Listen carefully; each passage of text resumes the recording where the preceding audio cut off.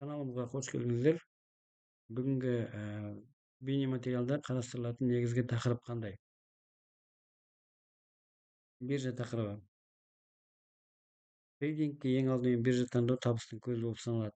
Биржа бул негизги трейдерлердин басты негизги куралы болуп саналат. Биржа дегенimiz бул биздин товарды сатып алатын, сататын жана өзүбүздүн активдерибизди сактайтын орун. Яны брокерлик компаниялар. Биржаны таңдаган кезде биз кандай компоненттерине назар аударуумуз керек. Эң биринчиден биз нарыктын көлөмү менен өтүмдүүлүгүнө басты назар аударуумуз керек экен. Нарыктын көлөмү дегенибиз жалпы алган кезде орточо күндүк товар айналымы неғұрлым көп болса, биржа сенімді болып саналады екен. Яғни кем дегенде ол 1 миллиард доллардан жоғары болу керек. Биржаның орташа күндік товар айналымы. Ликвидность бұл жаңағы біздің товарымызды немесе жаңағы активтерімізді сату және сатып алу жылдамдығы қаншалықты жоғары, соған назар аударуымыз керек екен ликвидностьта. Егер біз мысалға белгіленген бағада сатып, яғни егер ликвидность төмен болатын болса, бірнеше уақыттан кейін бағаның өзгеруіне тап болған кезде біз өзіміздің жаңағы салған ақшамызды бір бөлігін жоғалтып алу қаупі болады екен. Одан кейін назар аударатын, яғни биржаның қауіпсіздігі. Қауіпсіздік инвесторлардың құқықтарын қорғайды. Қадағалау арқылы нарық әділ жұмыс істеуін қамтамасыз етеді.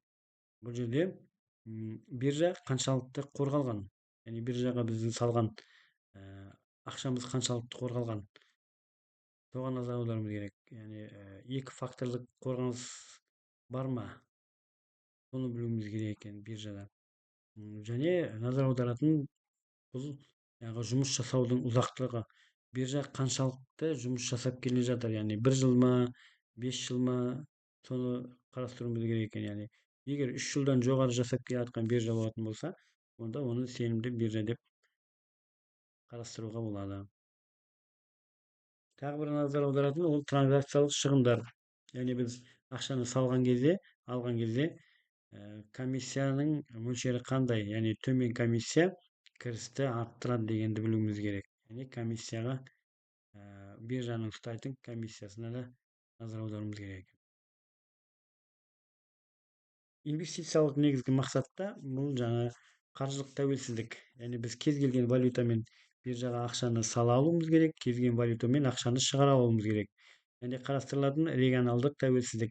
Регионалдық тәуелсіздік дегеніміз кейбір елдерде биржалардың кейбір түрлері жұмыс жасамайды.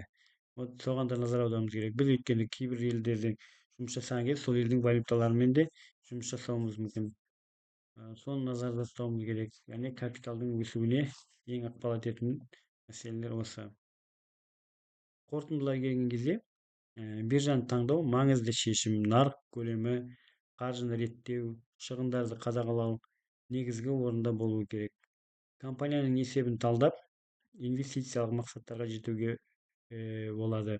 Ең маңыздысы дұрыс таңдау арқылы табысқа жетуге болады.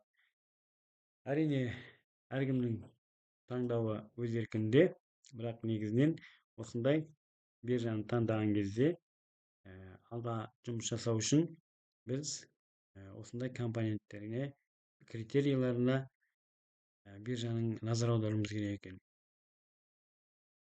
Қазіргі уақытта, яғни криптовалютамен жұмыс жасау ойларыңызда болатын болса, ең алдыңғы қатарда тұрған биржалар, брокер компаниялар ол Binance компаниясы және Bybit компаниясы. Яғни екеуінің де қазіргі басқа брокер компаниялар қарағанда нарықтағы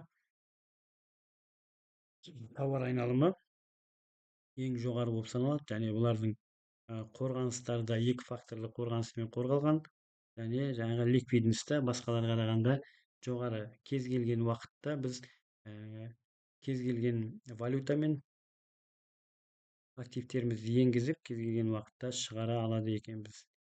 Осындай қысқаша мәлімет бере кеттік. Егер ақпаратты өздеріңе қажет деп санасаңыздар, лайк басып, қолдау көрсетіп кетіңіздер. Назарларыңызға рахмет.